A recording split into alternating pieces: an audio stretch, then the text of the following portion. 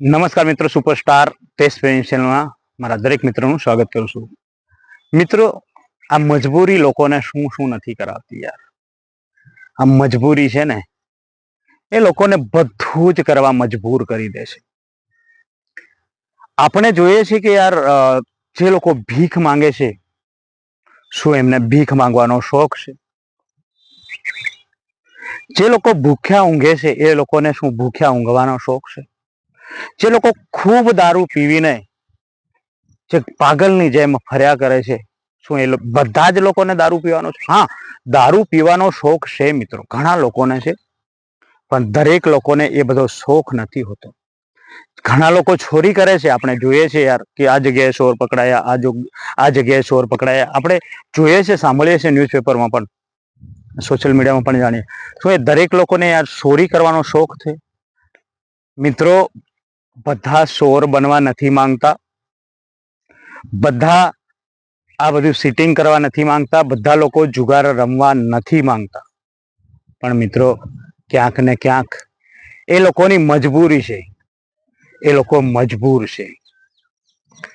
દોસ્તો, જે આપણે સાંભળીએ છીએ કે યાર આ જગ્યાએ આટલા આતંકવાદી મરી ગયા, આ જગ્યાએ આટલા આતંકવાદી પકડાઈ ગયા, આતંકવાદી હુમલો થયો.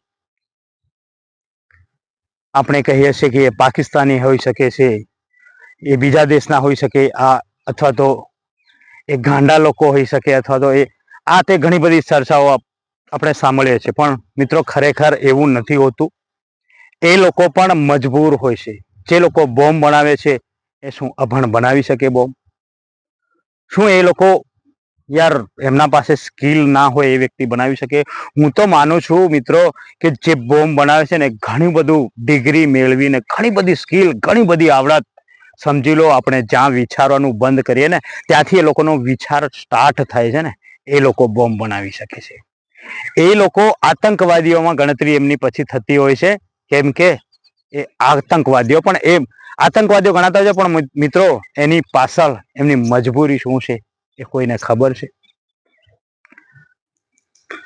દોસ્તો, બજારની અંદરમાં ઘણા બધા દારૂના હડ્ડા, અહીંયા ગામડાઓમાં દારૂના હડ્ડાઓ ચાલતા હોય છે, જુગાર રમાતી હોય છે, દેહ વેપાર થતો હોય છે.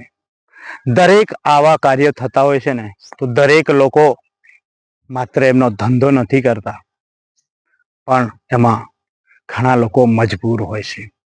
ઘણા લોકો એમનો સ્વાર્થ પૂરો કરવા અથવા તો પૈસો કમાવા કરતા હોય છે, પણ એમાં ઘણા લોકો બેબસ મજબૂર પણ હોય છે. એટલે મિત્રો, ગમે તે જગ્યાએ ગમે તેને આપણે આંગળી સીંધીએ અથવા તો ગમે તે વ્યક્તિનો કંઈ પણ પ્રકારે અર્થ કાઢીએ છીએ ને, એ ખોટું છે મિત્રો.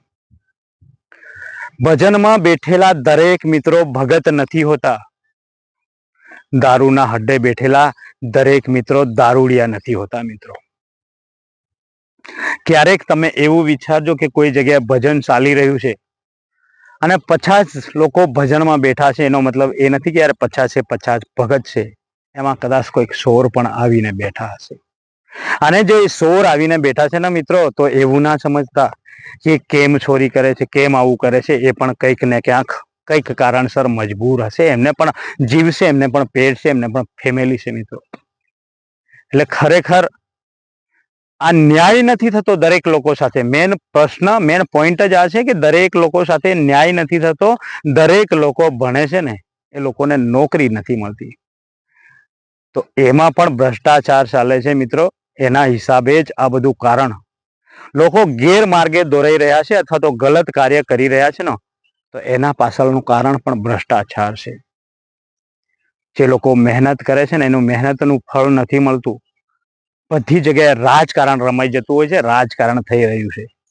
એટલે આ બધી દુનિયા જે કરી રહી છે ને, જે પ્રક્રિયા, ચોરી, લૂંટફાટ, બોમ્બ બ્લાસ્ટ, દારૂ વેચવાનું હોય, દેહ વેપાર કરવાનું, આ બધું માત્ર ને માત્ર રાજકારણના લીધે થઈ રહ્યું છે મિત્રો. દોસ્તો, જો દરેક લોકો ઈમાનદારીથી કામ કરતા થઈ જશે ને, બધી જ જગ્યાએ જો ઈમાનદારી ચાલુ થઈ જશે ને, તો લગભગ આ ધંધા 90% બંધ થઈ જશે.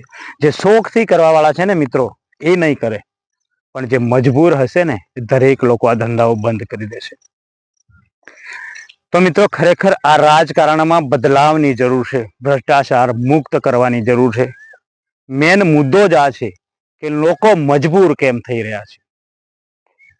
તો દોસ્તો, તમે ક્યાંક સહભાગી બનવા માંગતા હોય સારા કામમાં સહભાગી જો તમે બી બનવા માંગતા હોય ને મિત્રો, તો આ વિડીયોને વધુમાં વધુ શેર કરજો. અને આવા અવારનવાર મારી આ સુપરસ્ટાર દેશપ્રેમી ચેનલમાં આવા વિડીયો આવતા રહે છે, તો મારી ચેનલને લાઈક, શેર, સબસ્ક્રાઈબ કરો મિત્રો. Bye bye.